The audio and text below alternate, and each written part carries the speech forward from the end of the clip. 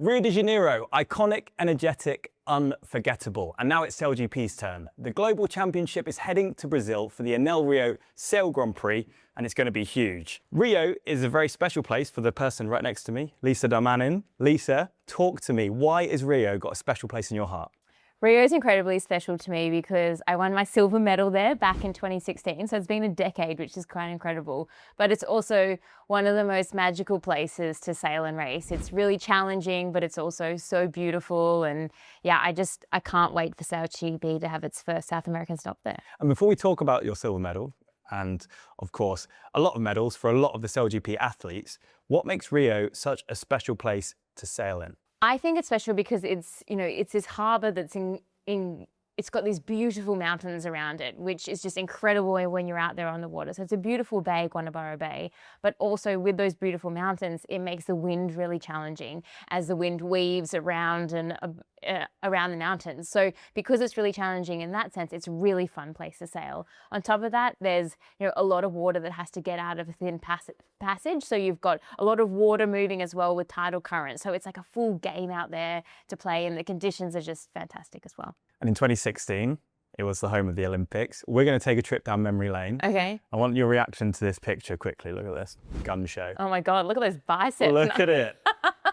Where did you find that? World Sailing, credit to World Sailing for the pictures. Oh my God, so funny. Look at that. So you're in your Aussie gear. Yeah. Great tan, as always. Yeah. Down in, where was that taken? I think that would have been pre-Olympics, Okay, Rio, pre-Olympics. So you headed down, and obviously with Jace Waterhouse from the Bonsling Rouge. Let me go to your pictures here. Yeah. There's you guys hiking out in the zone, in focus. And that's a shot, right? That's my favorite photo from Rio. I remember that day so clearly. But I just think it's so iconic. Like you can see Christ the Redeemer, the wind was pumping. It was super shifty because it was like coming around the headlands. And yeah, it was so special to obviously sail with, your country flag, and Sure. yeah, really, really cool. It looks so iconic. And obviously it looks really breezy, but you've got those mountains there. And as you said, I'm assuming that has a big impact on the conditions on the water. Yeah, so I mean, the wind has to either go above or around the mountains, and when you have that, it changes. It's really shifty, which is like a fun game to play because when you get it right, you do lots of maneuvers and things like that. So for us personally, it was really a really great place for us because we really enjoyed those conditions. But what was also cool is at the Olympics, you've got 5 different courses or 6 different courses, can't remember now, but each day was slightly different. So you would move courses and have to adapt. But that was one of our favorite courses. Inshore, shifty, windy. That's the way we like it. Okay, nice. There's a picture of you guys just after you, I assume, won the silver medal here. So we had crossed the line there, and we knew it was either gold or silver. Oh. But we had to watch behind us to see what else had played out. So we knew that we'd secured silver at the worst, but we literally had to sit there for like 2 minutes while everyone else finished to work out if it was gold or silver. And the gold medalists, when they crossed the line, they came up to us and congratulated us. And we were like, no, you won. No way. Yeah, and so it was actually a really bittersweet moment because it was so close to winning gold. And so it was like, we knew that we'd like won a medal, but like it just wasn't exactly what we wanted. So it was hard, but yeah, it was just like relief really as we crossed the line there. And without dwelling on the silver medal part too much, what was your best memory from this event in Rio? I don't know. It was the Olympics is just so hard because you're so focused and so, I guess, present in that moment, and then just so focused on just like moving to the next one. I mean, standing on the podium was just incredible. Got a picture of that here, yeah. look at this. There you can see, like, I think, I don't remember what was happening. Oh, someone yelled out at me, I think, and I'm like looking over Jace's shoulder. But yeah, I think that was just incredible. And, with Sugarloaf in the background, the crowd was everywhere. And there you are with your medals. I'd gotten over the fact that I hadn't won gold at this point, and I was just happy to have a medal around my neck. But yeah, it was super special.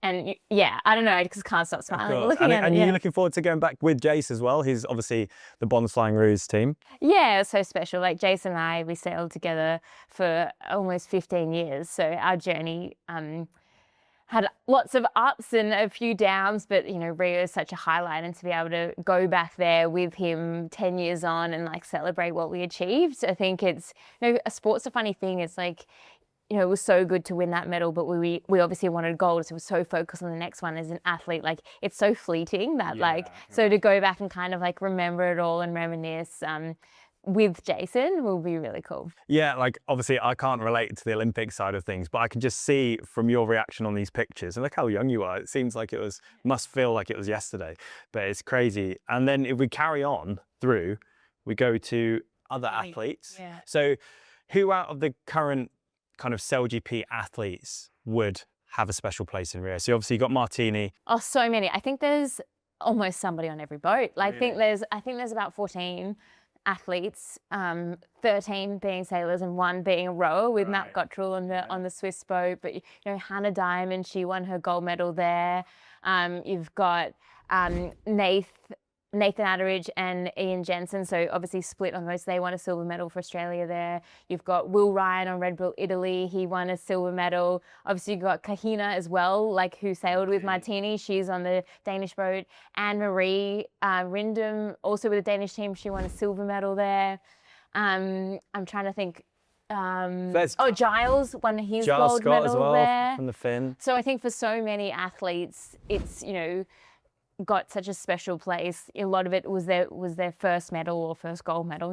Some of them have a couple now. So, and it was just such a cool place to sail. And as you can see there with the photo of Martine getting lifted out of the water, just, for her to win on home waters was really incredible, and that really charged the crowd up. We can talk about that a bit more, I guess, because Martine's going to be sailing and driving the Mubadala Brazil boat in Rio.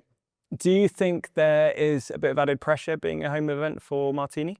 I think so. I think whenever we go to a home event for any team, there's that extra level of pressure because you want to do well. It's your home. You know it better than anybody else. But then there's also a lot of other commitments come along with that. And I think that, as an athlete, you really want to just harness, control your energy levels so you can make really good decisions. Sure. So to have all these other distractions, I don't think is the best thing for Martine. Although you do have that added pressure and more commitments, but you know the venue better than anyone. Martine grew up sailing there. She learned to sail on Guanabara Bay. The yacht club that's her home club is where her F50 is going to be right next to. So she's going to feel so comfortable and on the water and off the water. And I think that's also a really strong thing for her. So, I think Rio is one of those places that's so unpredictable with the conditions just because of the nature of the topography.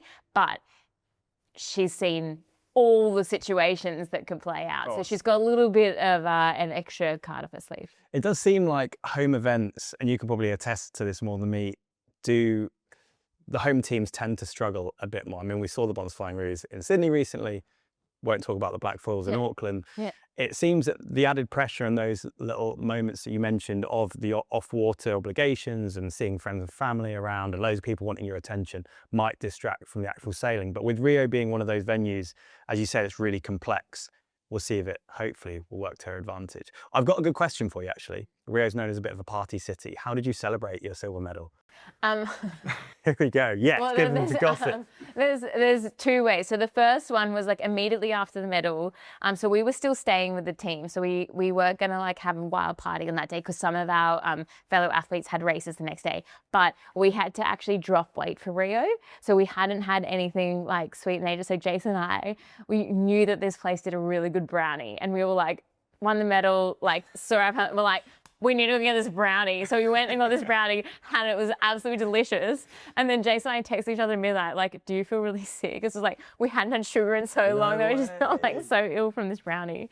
But then the next day when Nathan Goobs had won their silver medal, we had a big party with the Aussie team. It was probably the biggest night of my life. Really? Yeah, but it was so much fun just because the energy of Rio and to be able to kind of celebrate with, the other people that had won medals from our team that day. I think all of them are going to be there. Nathan Goobs, Jason I, Tom Burton, he's the coach of the Italians, and Will Ryan also with the Italians. So it'll be a little bit of a Aussie reunion for us. I'm not sure we're going to end up at the same party place.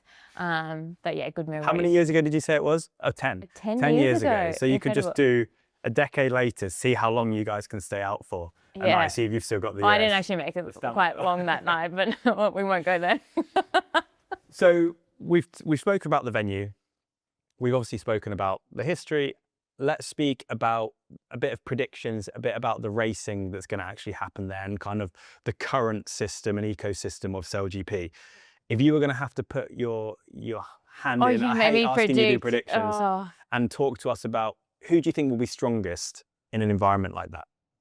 Who would you back? It's so hard. So Rio is really challenging because where the race course is, it's tucked under Sugarloaf Mountain, which is exactly kind of where the direction the wind's coming from. So it's going to be really shifty. It's going to be flat water. Yeah. So if I'm thinking Emirates Great Britain hard to go past because they're really good when it's shifty. The communication between Dylan and Hannah is really strong. So I'm going to say that they'll probably be in the top 3.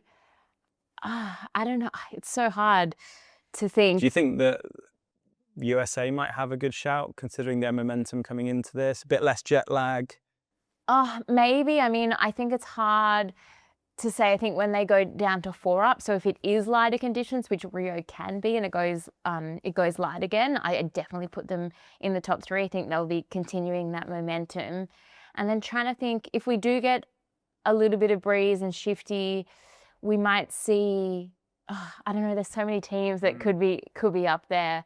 I mean... And if it is windy, do you think we could see a new speed record, considering it's not? I don't think so. So Rio's like moderate to light. Okay. So we're not going to see like lots of wind. It's going to be a venue in which you want to be really good at maneuvering. So you want to be able to make lots of maneuvers so that you can get to the best pressure. Right. So you want a team that's really in sync. So those teams like Spain's probably going to do really well there, I'd say, because they gel really well as a team. They did quite well in Sydney, so I'd probably put Spain back up there. And then, I don't know, it's hard with the Bonsling Rouge because it was so cold in Sydney, but, that kick up, like for Tom to like have that hard event, often he comes back firing. So I just don't know whether they've got it. Artemis is another one. Yeah, if they stay 6 up, they'll be really good. Yeah.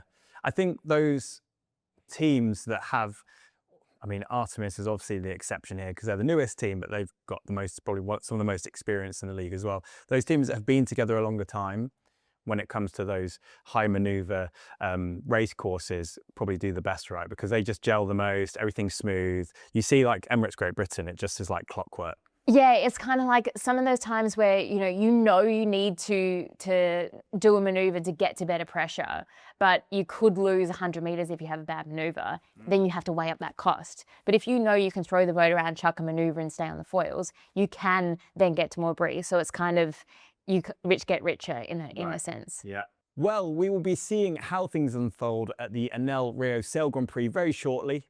Lisa Darmanin is going to bring you all the action from the water, and it's not going to be one you want to miss. SailGP's debut down in South America. I'm excited. Are you excited, Lisa? I can't wait. I think it's going to be epic.